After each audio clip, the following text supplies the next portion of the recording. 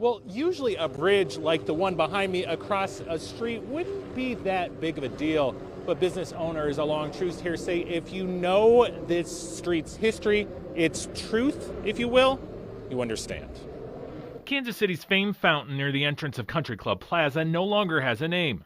Chris Good, then a Parks and Rec commissioner, pointed out the site of 2020 racial justice protests was named for J.C. Nichols, instrumental in redlining, setting up racial divisions mostly on the east and west side of Troost Avenue. Troost has had a history of divisiveness. You know, it's had a history where it's the separating line between poverty and prosperity, separation line for race. Now a Troost Avenue business owner, Good would learn Troost was named for Benoist Troost, an 18th century Kansas City physician and slave owner. When I started to dig into it further, not only is there this permeating connotation of negativity, of separation, of division, there's then a man honored above that division, above that separation, that own people. He sent a memo to city officials asking the name to be changed to Troost Avenue and started a Change.org petition called Truth Over Troost. Truth doesn't have a color attached to it.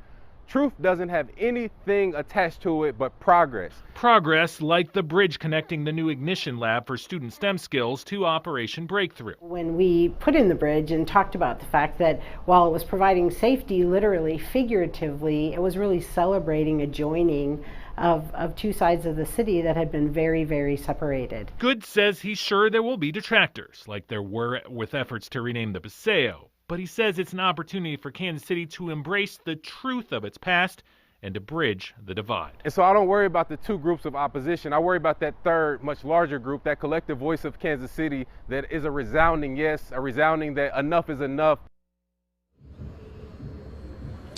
So what's next? Well, Good says unlike his time with the Parks Department, the city doesn't have a clearly defined process for this, but John says that he definitely plans to have listening sessions for everyone to weigh in here what they'd like to see happen with Troost.